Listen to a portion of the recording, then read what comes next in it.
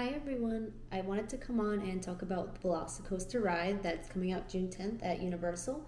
This past weekend, so yesterday was Sunday, they just started their Passholder Previews and it goes into this week, and then a couple days prior to that was their team member previews. So I had the chance to go on yesterday, I was able to get a spot. So I wanted to talk about the ride in general and just the overall experience.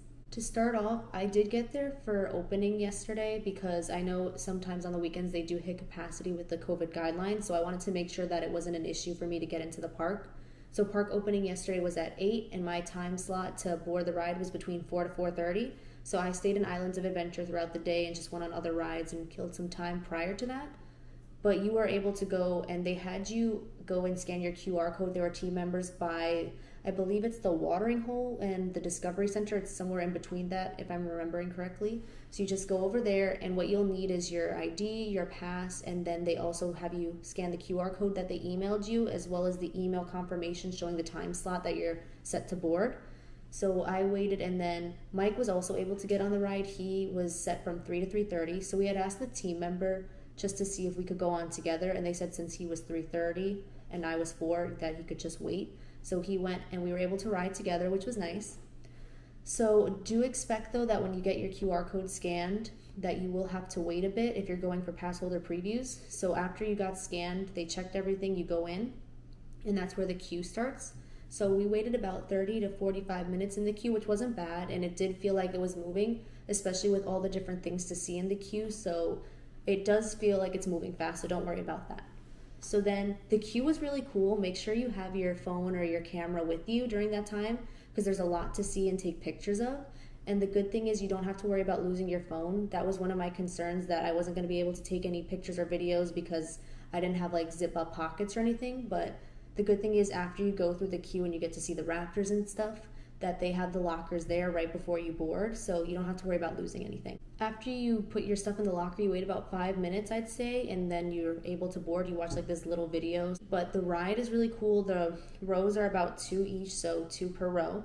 And then the seat was a bit different. If you've ever been on Hulk or some other coasters, some of them will have that like chest protection or the harness, I guess. I'm not sure the right word to like say it, but it has something here to like hold your chest back when you're going. Whereas this ride, it didn't. So that did spook me a little bit because I'm not used to that, and especially because I knew this was going to go fast and upside down and everything. So the seat just has like a restraint here. It's a big restraint, so you don't have to worry, but it did feel weird not having that shoulder like protection, I guess. And the ride goes super fast. There's a lot of different spins, like corkscrew spins and then going upside down. So it's definitely not for the faint of heart or if you're not a coaster lover. I did really enjoy it. I felt my head hurt a little bit after. I think it's just because of the long day and also how fast it was going, but I would go on again for sure.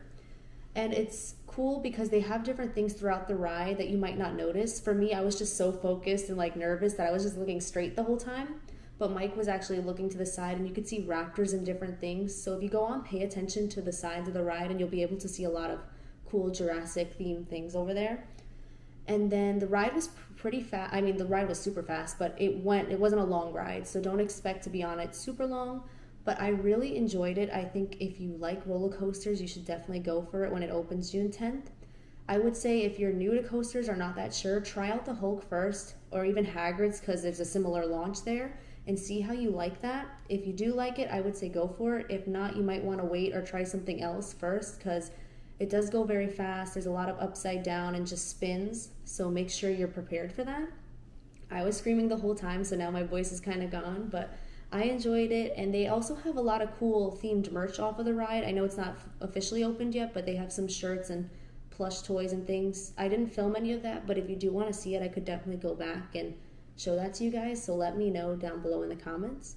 But that's about it for this video. I just wanted to share a little bit of it. I know there's probably going to be a lot more videos about it, so I did want to make it a bit shorter. But thank you guys so much for watching, and if there's anything Universal related that you want to see or just anything else, let me know. And thanks for watching. Bye guys.